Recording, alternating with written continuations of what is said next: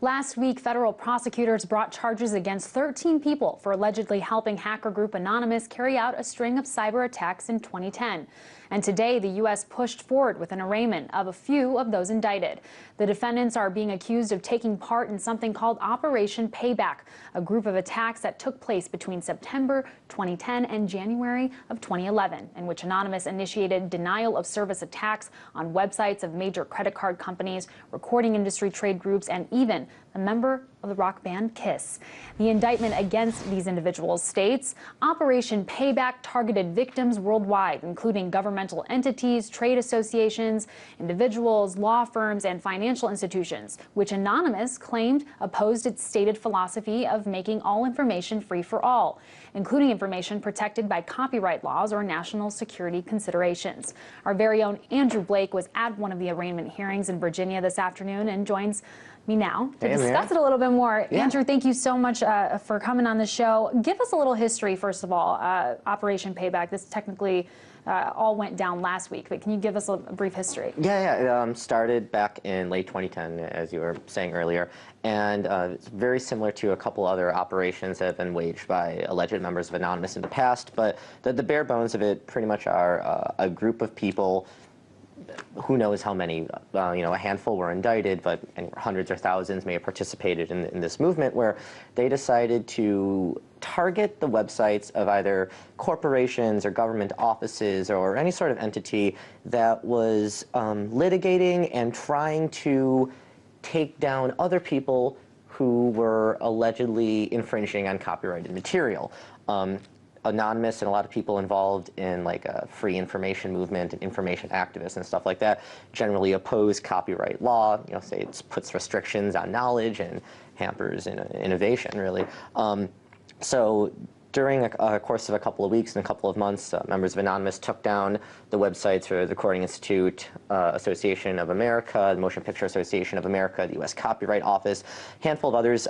Gene Simmons from Kiss's website was targeted because he was very pro-copyright law, and he became a target numerous times throughout the course of this operation.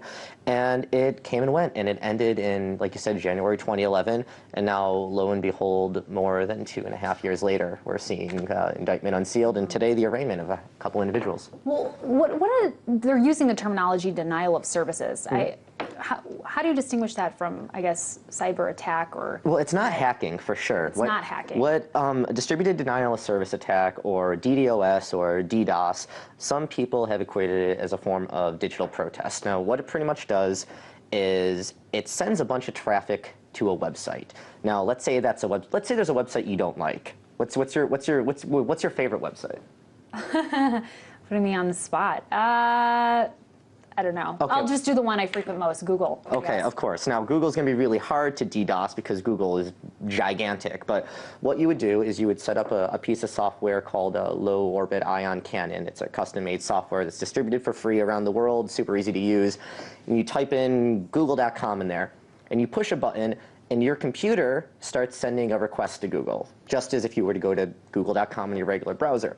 But your computer is going to send this request again and again and again and again and again and again and again and again and again.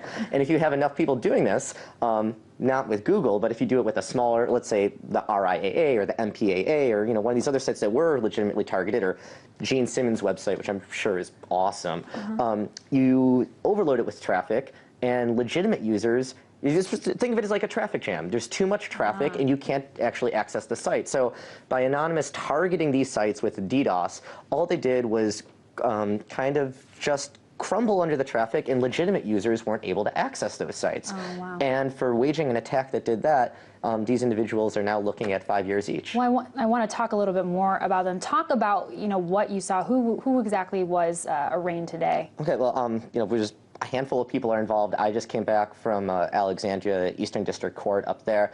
I saw the arraignment of 2 individuals, Dennis Owen Collins and Austin Stam. Mr. Collins is in his early 50s. He's from Ohio, and he's actually currently a co-defendant in a very similar case in which members of Anonymous targeted PayPal when PayPal began refusing to process donations for WikiLeaks back in 2010, and that spread for a little while. And that case itself, the PayPal 14, as they're called, there's 14 defendants in that case.